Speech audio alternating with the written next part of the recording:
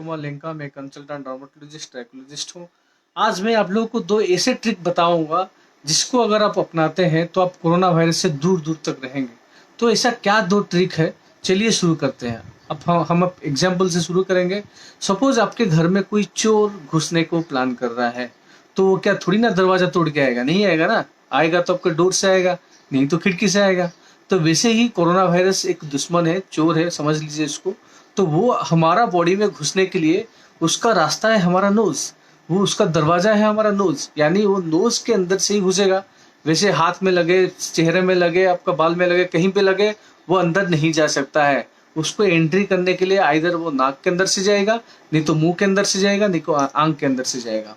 अगर आप बाहर जाते समय अपना मास्क पहनते हैं, दूर से सोशल डिस्टेंस मेंटेन करते हैं, तो आपका वायरस अंदर नहीं जा सकता है। अगर बार-बार आप उँगली नाक में नहीं डालते हैं, तो वायरस अंदर नहीं जा सकता है।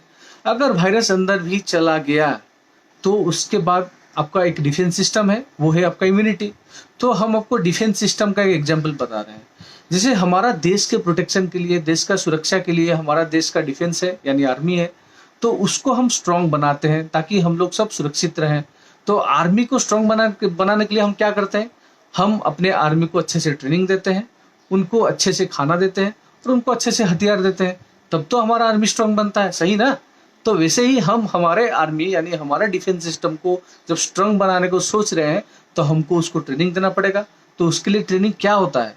ट्रेनिंग होता है हमारा एक्सरसाइज, हमारा मेडिटेशन, हमारा स्ट्रेस फ्री लाइफ, हमारा रिलैक्सेशन, ये होता है उसका ट्रेनिंग। और उसका खाना क्या होता है? अब अच्छा कोई न्यूट्रिएंट यानी कोई विटामिन खाए, कुछ मिनरल्स खाए, उसको उसको खाना मिलता है इसी चीज़ से, और उसका वो हथियार भी होता है।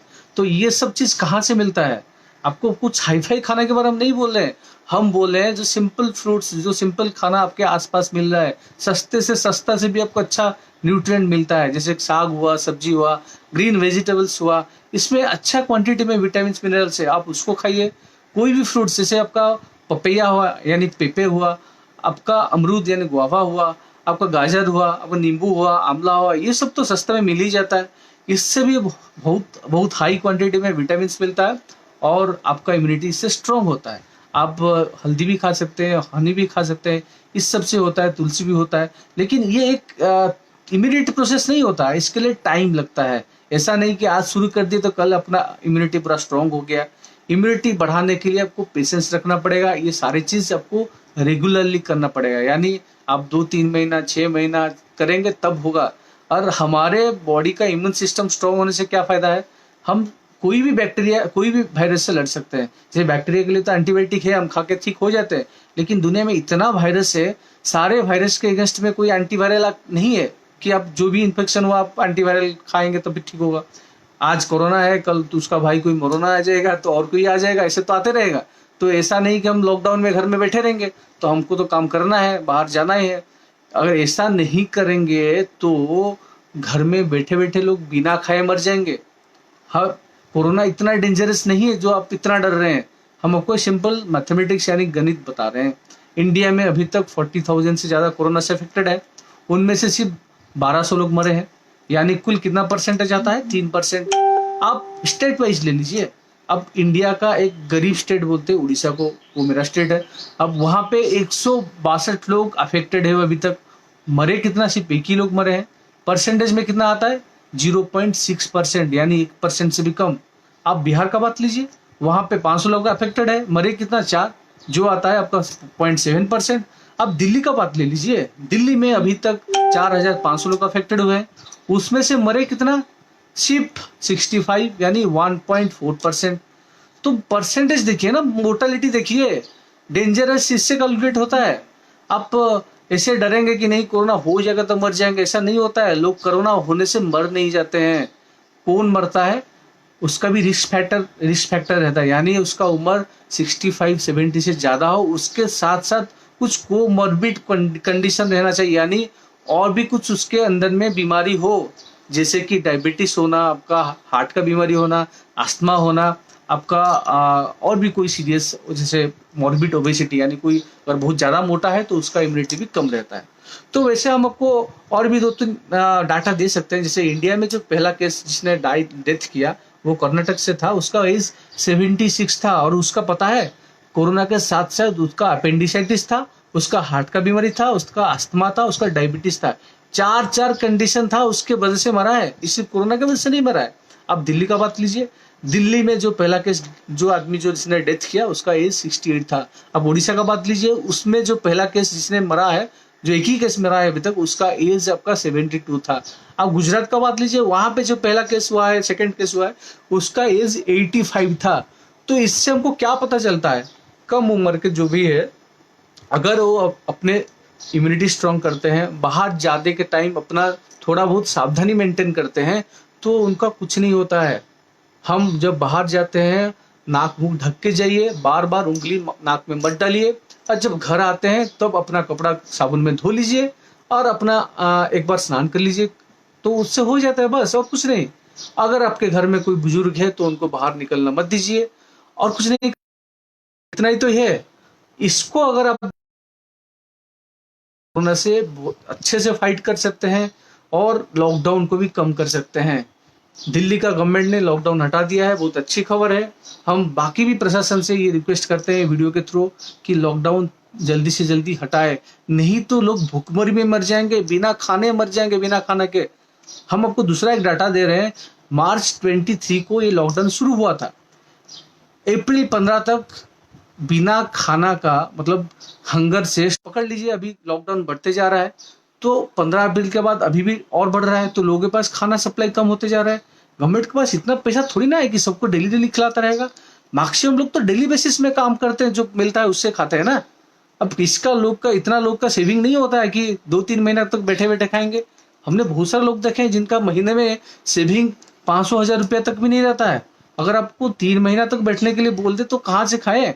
गवर्नमेंट उनको 1000 रुपया देता है अकाउंट में, एक एक फैमिली में 5-6 लोग रहते हैं, 1000 रुपया में एक फैमिली कितना दिन तक खा सकता है। एक कोई बीमारी हो गया तो 2000 रुपया, ऐसे ही 3000 मेडिसिन चला जाता है। कोई लोग बाहर रहता है, शहर में रहता है, बाहर से गांव से आके शहर में काम करने के लिए आता है, वो फंस गया है, घर नहीं जा पा रहा है ना। तो उसको अगर घर नहीं जा रहा है, आप खाना नहीं दे रहे हैं, उसके पास अपना राशन कार्ड नहीं है, अपना बैंक अकाउंट नहीं है, वो कहाँ से पैसा मिलेगा उसको, कितना लोग उसको खिलाएंगे डेली डेली। और ये लॉकडाउन बढ़ाना ये परमानेंट सोल्यूशन नहीं है। आप बाहर जाइए, आप बाहर जाइए, आप काम करिए, लेकिन इसके साथ साथ आपका जो हमने जो जितना प्रिकॉशंस बोला है उसको मेंटेन करिए, उससे आपका कुछ प्रॉब्लम नहीं होगा, ये हम आपको गारंटी दे रहे हैं। और दूसरा बात है कि लोग इटली का बात कर रहे हैं, इटली में बहुत लोग मर गए। हम आपको डाटा दें, इटली में जितना भी लोग मरे हैं वो मैक्सिमम लोग 65-70 से ज्यादा उम्र के थे, और जितना भी मरे हैं 99% लोग का 1 या 2 कोमॉर्बिड कंडीशंस था, यानी 99% लोग का आइदर डायबिटीज था, आइदर हार्ट का बीमारी था, आइदर ओबेसिटी था। तो ये सब प्रॉब्लम था उनका, क्योंकि उन लोगों का हेल्दी डाइट लाइफस्टाइल नहीं है। हम लोग इंडिया में हेल्दी लाइफस्टाइल तो है, लेकिन आजकल धीरे धीरे मॉडर्नाइजेशन हो रहा है, जिसकी वजह से लोग पिज्जा खा रहे हैं, बर्गर खा रहे हैं और आपका नूडल्स खा रहे हैं, जिसमें न्यूट्रिएंट्स यानी जो अच्छा वाला न्यूट्रिएंट नहीं है, सिर्फ कार्बोहाइड्रेट है, फैट है, यही चलता है। इससे क्या होता है, आपका कोलेस्ट्रॉल बढ़ता है, आपका बाकी बीमारी, हार्ट का बीमारी चलता है, आपका लीवर का प्रॉब्लम होता है, ये सब होता है। तो आप टेंशन भी मर जाएंगे अगर कोरोना को चिंता करते करते घर में बैठे रहे। बहुत लोग आजकल सुसाइड भी कर रहे हैं घर में, टेंशन से, बीमारी के भय से, डर से सुसाइड कर रहे हैं। आजकल घर में बहुत सारे लोग में घर में झगड़ा भी होने लगा है, ये पैसा की कमी की वजह से। तो हम आपको सबको रिक्वेस्ट करेंगे, जो भी ये वीडियो देख रहा है ये दूसरे को शेयर करे, सबके साथ शेयर करे, सबको ये इन्फॉर्मेशन दे कि इससे इतना डरने वाला इतना कोई चीज नहीं है।